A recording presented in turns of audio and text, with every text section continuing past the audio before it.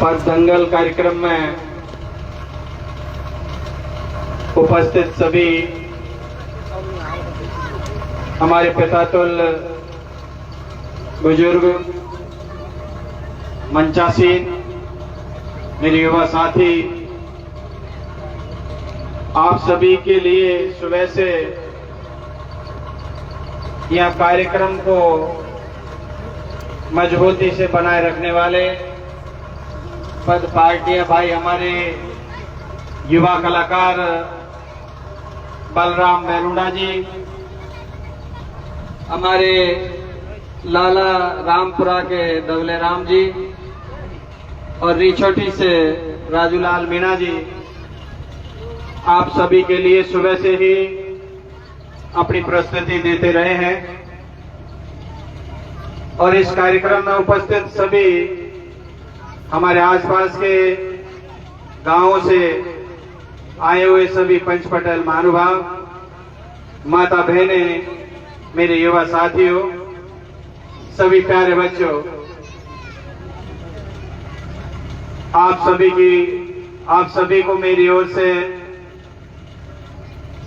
जय भीम, जय संविधान, जय भारत। अभी आप सभी का जिस प्रोग्राम को लेकर के ये कार्यक्रम में यहाँ आप उपस्थित हैं, आपका जो मन जिस चीज में आपका व्यवस्थित है, आप सभी का मन करेगा कि फिर से कोई पद गायन हमारे बीच में होना चाहिए। हमारे सामने पटेल जी बैठे थे, बाबा साहब, अभी थोड़ी देर पहले हमारे जो भाई आपके सामने प्रस्तुति दे रहे हैं, बहुत मन लगा करके सुन रहे थे उनको। मैं ज्यादा कुछ नहीं बोलूंगा, आप सभी का मन उन्हीं को सुनने के लिए यहाँ बैठे हैं। आपका मन करेगा कि वही बोले, वही आपको पद का आपको यहाँ पर प्रस्तुति प्रदान करें। लेकिन मैं कहना चाहूंगा हमारे कलाकारों से भी और आप सभी से भी कि समय और पैसा, इसका हमें सदुपयोग करना चाहिए।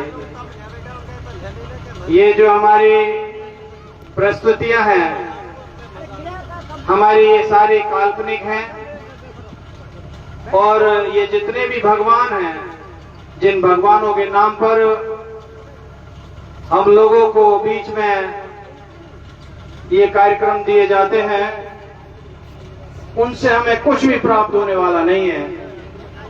पिछले 2500 साल से 5000 साल गुजर गए।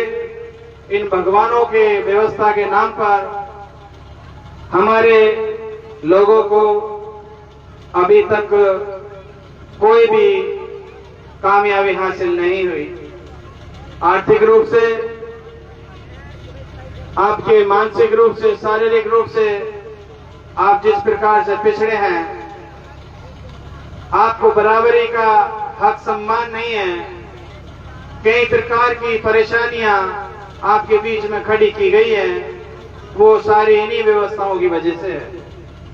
और आपके जो असली भगवान हैं, जिनकी वजह से हम पांडाल लगा के, अच्छे बढ़िया कपड़े पहन के, फेंटा बांध के, धोती कुर्ता पहन के और ये मंच जो सजा है, यहाँ हम बैठे हैं, हमें उन भगवानों को याद करना चाहिए जिन्होंने आपको शिक्षा का अवसर दिया, आर्थिक धन संपत्ति रखने का अधिकार दिया, जमीन रखने का अधिकार दिया, आपको बराबरी का अधिकार दिया, आपको आगे बढ़ने का अवसर दिया, आपको डॉक्टर बनाया, आईएएस बनाया, आईपीएस बनाया, आपके बीच से कर्मचारी बनाए।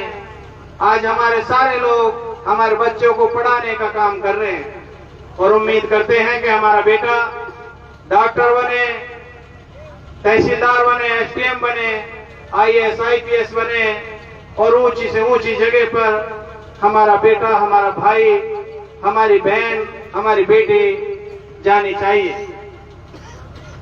और इन्हीं सारी चीजों को जिन महापुरुषों ने आपके बीच में ये अवसर देने का काम किया, उन्हें हम याद नहीं कर रहे। हमारा समाज में एससी, एसटी और ओबीसी, इनमें से कुछ हमारा समाज तो आगे बढ़ गया, उन्होंने काफी कामयाबी प्राप्त कर ली, लेकिन हमारा जो आज भी एससी वर्ग है वो काफी पिछड़ा हुआ है। देश में जनरल एससी एसटी ओबीसी की अपेक्षा हमारा जो एससी वर्ग है वो आज बहुत निम्न पायदान पर है। और इन लेवल पर भी जो आप आए हैं, वो जिन महापुरुष और भगवानों के नाम पर जो आप यहाँ हमें याद करना चाहिए, हमें वो हम नहीं कर रहे हैं। आज हमारा सच्चा और असली भगवान है तो वो बाबा डॉक्टर भीमराव अंबेडकर जी हैं। हमारे असली भगवान है ज्योतिबा फूले हैं, जिन्होंने शिक्षा के क्षेत्र में, सामाजिक क्रांति के क्षेत्र में उन्होंने बहुत आगे बढ़कर लड़ाई हमारे सम्मान के लिए लड़ने की कोशिश की। छत्रपति साहू जी महाराज है, उन्होंने आपको अवसर दिया। ऐसे हमारे और आप यदि सबसे बड़ा यदि कोई भगवान आप पढ़ना चाहते हैं, जानना चाहते हैं, कहानी उनकी सुनना चाहते हैं, तो ये जितनी भी काल्पनिक कहानियां वहां से उत्पन्न हुई है, उस भगवान को यदि आप जानोगे, पहचानोगे, तो शायद आपके भविष्य के और आपके उज्जवल आपके समय का आपका रास्ता वहां से निकल सके। ऐसा भगवान यदि किसी को आप मानते हो तो वो तथा गौतम बुद्धा है, जिन्होंने आज पूरे विश्व में अपने ज्ञान का प्रतीक जला रखा है। उन्हीं के पद चिन्हों पर हमारे सभी महापुरुष चले हैं। आज जिन्होंने भी बुद्धा को माना वो देश आगे बढ़ गया। वहां पर कोई भी गरीबी नहीं है, कोई भी ऊंच नीच नहीं है, सबका समानता का अधिकार है। उन देशों में सारे नागरिक एक अधिकार लेकर के आगे बढ़ रहे हैं। लेकिन यहाँ जितने भी हमारे इस तरह की व्यवस्था हमारे देश में कायम है, उससे हमारे इस तरह के हालात खड़े हुए हैं। ज्यादा नहीं बोलूंगा, अभी हमारे और भी दंगल और हमारे शायद और भी यह वक्ता है, उन्हें आपको सुनना है। आप सभी ने मुझे सुना, आपने मान सम्मान आशीर्वाद दिया, आपके बीच में मुझे आने का अवसर मिला, आपका आशीर्वाद मिला, बहुत बहुत धन्यवाद। जय भीम, नमो बुद्धाय, जय संविधान, जय भारत।